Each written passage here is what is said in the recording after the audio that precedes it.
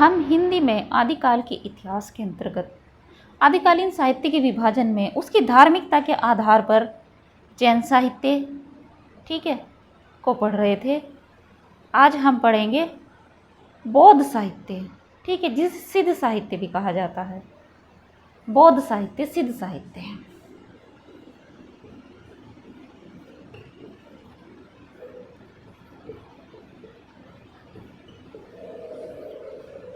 इसे ही क्या कहा जाता है? सिद्ध साहित्य।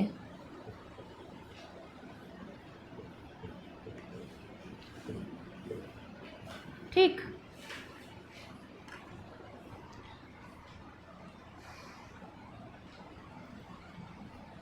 इसका जो प्रचार प्रसार हुआ, बौद्ध धर्म के वज्रयान तत्व का प्रचार प्रसार करने के लिए जो साहित्य देश भाषा या जन भाषा में लिखा गया वही सिद्ध साहित्य का कहलाया।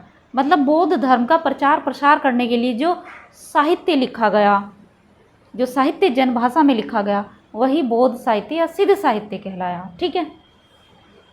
क्या हो रहा था कि बौद्ध धर्म विकृत होकर वज्रयान संप्रदाय के रूप में देश के पूर्वी भागों में फैल रहा था। इन बौद्ध तांत्रिकों के, उस समय बौद्ध तांत्रिक थे, तो उस समय उनमें क्या था? वामाचार की गहरी प्रवृत्ति थी। ठीक है। यह कहाँ से फैली हुई थी? बिहार से लेकर असम तक फैली हुई थी। कहाँ से? बिहार से लेकर, बिहार राज्य से असम तक फैली हुई थी। मतलब इसमें तांत्रिकों का वामाचार अत्यधिक पाया जाता था। किसमें? बौद्ध साहित्य या सिद्ध साहित्य में। ठीक है। और ये कहाँ फैल रहा था? देश के पूर्वी भागों में। ठीक। और इसे क्या कहलाया? मतलब इसे क्या कहा गया या क्या कहलाया? ये सिद्ध साहित्य या बौद्ध साहित्य कहलाया। राहुल सांकृत्यायन ने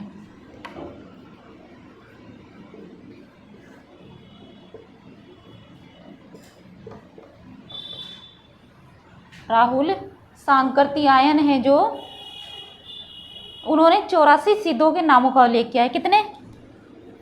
84 सिद्धों। 84 सिद्धों के नामों का उल्लेख किया है। किसने? राहुल सांकृत्यायन ने। ठीक है। और इसमें इन्होंने क्या किया है? सिद्ध सरहप्पा,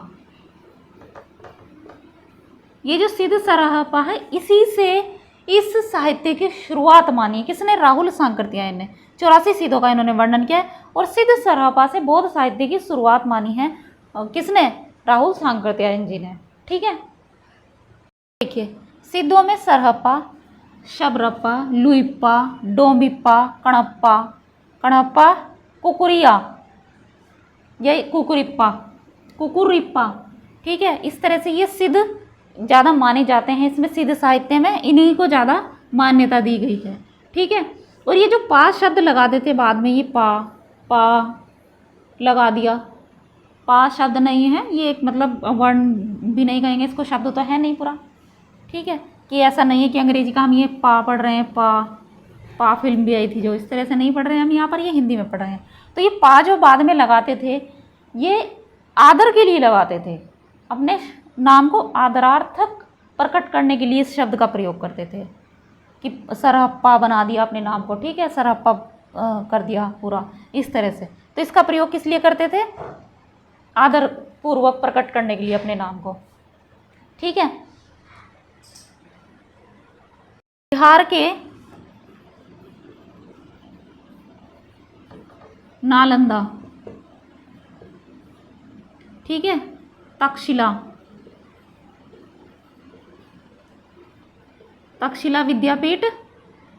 विद्यापीठ इनके क्या माने जाते थे? प्रमुख अड्डे माने जाते थे। किनके? सिद्धों के। जो सिद्ध थे, सिद्ध कवि थे, इनके ये बिहार के नालंदा, तक्षशिला विद्यापीठ इनके प्रमुख अड्डे माने जाते थे, प्रमुख स्थान माने जाते थे। ठीक है। इनकी रचनाओं का संग्रह महामहोपाध्याय हर प्रसाद शास्त्री जी ने बांग्ला भाषा में बोधगान ओ दोहा के नाम, ये पूरा नाम है। ठीक है। से निकाला था। ठीक, रचनाओं का संग्रह की निकाला था इस नाम से, बोधगान और दोहा के नाम, हरप्रसाद शास्त्री जी ने। ठीक है, किनका? सिद्ध कवियों की रचनाओं का संग्रह। बहुत महत्वपूर्ण तथ्य और इसमें से परीक्षाओं में प्रश्न आए हुए हैं। ठीक, मुनि अद्य वज्र और मुनि दत्त सूरी ने सिद्धों की भाषा की व्यंजना करते हुए कहा है कि इनकी भाषा को संध्या अथवा संध्या, ये प्रश्न में आई हुई है दोनों, संध्या के नाम से पुकारा जाता था, जिसका अर्थ होता है इनका अर्थ क्या है? संध्या भाषा का क्या अर्थ है? कुछ स्पष्ट या कुछ अस्पष्ट, कुछ स्पष्ट या कुछ अस्पष्ट। संध्या अथवा संध्या भाषा का अर्थ क्या है? कुछ स्पष्ट या कुछ अस्पष्ट, इनका ये आया हुआ है परीक्षा में प्रश्न। ठीक है, बहुत महत्वपूर्ण है।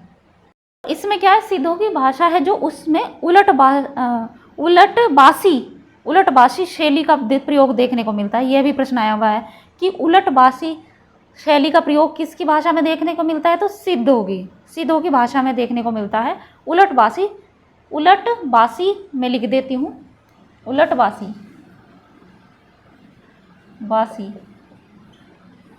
यह शैली बहुत महत्वपूर्ण है। ये प्रश्न आया हुआ है परीक्षा में। उलटबासी शैली का प्रयोग किसकी भाषा में देखने को मिलता है? सिद्ध कवियों की। ठीक है, ये हजारी प्रसाद द्विवेदी जी ने क्या कहा है सिद्धों के लिए? इन्होंने हजारी प्रसाद द्विवेदी जी ने कहा है कि उस समय क्या थे कि लोग राजाओं के आक्रमण से अर्थात कुछ पराजय से दुखी थे, व्यथित थे, तो उसमें इन सिद्धों की जो भाषा थी, सिद्धों ने जो रचनाएं लिखी, उसने जनता के लिए संजीवनी बूटी का कार्य किया। ठीक है, ये हजारी प्रसाद द्विवेदी जी ने कहा है। साधना अवस्था में निकली सिद्धों की वाणी चर्या गीत या इस तरह से चर्या गीत कहलाती है। साधना अवस्था में निकली सिद्धों की वाणी क्या कहलाती है? चर्या गीत या चर्या गीत कहलाती है। ठीक है, सिद्ध साहित्य की प्रमुख विशेषताएं। ठीक है, क्योंकि इससे भी प्रश्न आता है कि निम्नलिखित में से कौन सी सिद्ध साहित्य की विशेषता है या नहीं है। ठीक है, इस तरह से तंत्र साधना पर अधिक बल था सिद्ध साहित्य में। ठीक है, या बौद्ध साहित्य। दूसरा है साधना पद्धति में शिव व शक्ति के युगल रूप की उपासना की जाती थी, मतलब की जाती है। शिव की और पार्वती बोलते हैं, पार्वती जी की, शिव और पार्वती जी, शक्ति मतलब जो शक्ति जी हैं, शक्ति हैं, उन्हीं को पार्वती जी कहा जाता है। ये युगल रूप की उपासना की जाती है। इसमें क्या था? जाति प्रथा एवं वर्ण भेद का विरोध किया गया है। किसमें? सिद्ध साहित्य में, बौद्ध साहित्य में। ये इसकी प्रमुख विशेषताएं हैं। देखिए, सिद्ध साहित्य की जो विशेषताएं है, इसमें नंबर 4 है हमारी, ब्राह्मण धर्म एवं वैदिक धर्म का खंडन किया था इसमें। ठीक है, किसका? ब्राह्मण धर्म एवं वैदिक धर्म का खंडन। नंबर 5 है पंचमकार की दुष्प्रवृत्ति मिलती है। सिद्ध साहित्य में पंचमकार की दुष्प्रवृत्ति भी मिलती है। ये पंचमकार मैंने लिख दिए हैं, आप देख लीजिए। ठीक है, देखिए, सिद्ध साहित्य मुख्यतः 3 भागों में विभाजित मिलता है। 3 भाग कौन कौन से? एक तो है नीति या आचार संबंधी साहित्य। ठीक है, दूसरा है उपदेशात्मक साहित्य।